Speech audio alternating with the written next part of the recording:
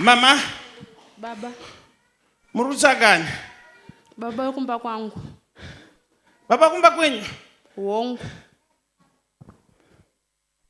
Baba kumba kwenyu vanokutsvaga kunge momba vanafonera. Foni yawo haisikuita.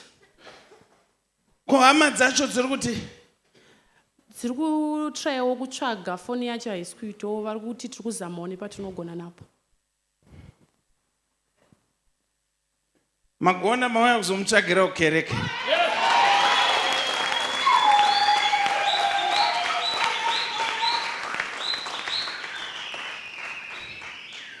But ndiri kuoneswa for 5 good years ndima muri kushanda murume asiri kuenda kubasa.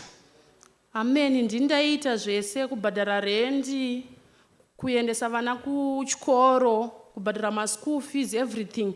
Iye ukati ukamudzwa kuti tsvagawo chekuita anga asingakwanise kuita.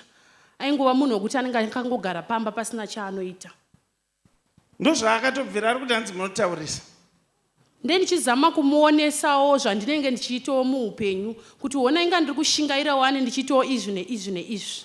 Kusvikira pakuti mungaudze vanhu kuti ndii munotenga nenhingirira.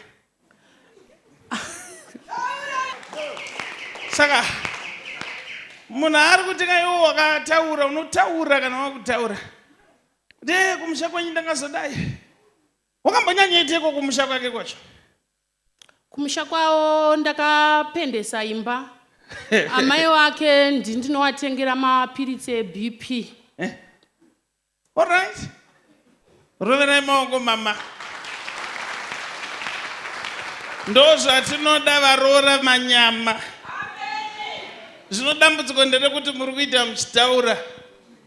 Masiya mapopota, maimutuka pamberi pamaid. Aisara achinyararidzwa namaid. Kunyararidzwa kwarudzi. Anyway, vari kutsvaga kune murume. Ndanzina Jehovha. Murume wenyu haachada marriage atorwa pasi. Ari kuti haachada. But atoriko kumusha. Kwamwene. Ndo kune mukadzi wake munyowani.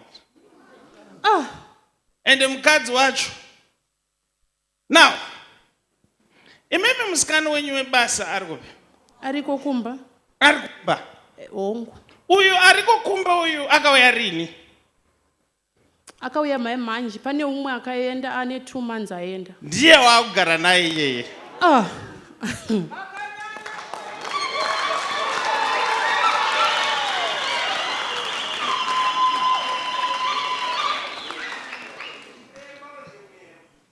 Vatoriko kumba kumusha.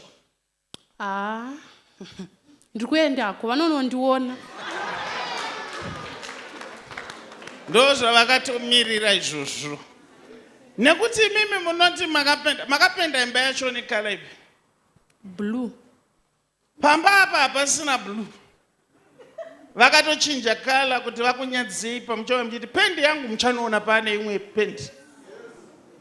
Hamuna kuvatengera masofa here kumusha?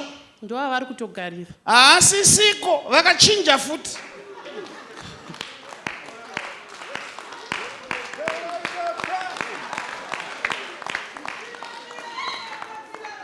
Nekutiko zvinezvi ndiri kuoneswa vari kugarira kuanza. Amwene venyu vari kutokungura kuti dai zvaita ndarutsa mapiritsi acho eBP. Nekuda kwemashoko amunotaura. Makachengeta murume but zvakabuda mumukanwa menyu. These are stout words. Mazwi akakora. Imi vana mai kana maakuita. Don't talk too much. Tell your neighbor, don't talk. Nekuti mukataura vanoenda.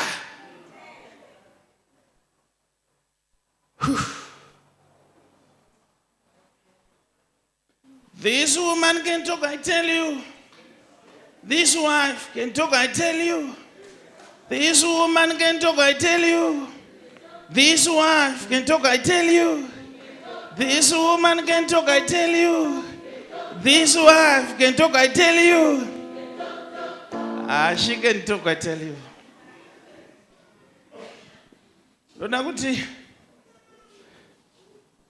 I'm in pain. She did very well. But mashoko akanyanya kurwadza murume ndekunzi ndindai kutengera netumandwindwi ende akatotisiya kaenda akati sara nazvo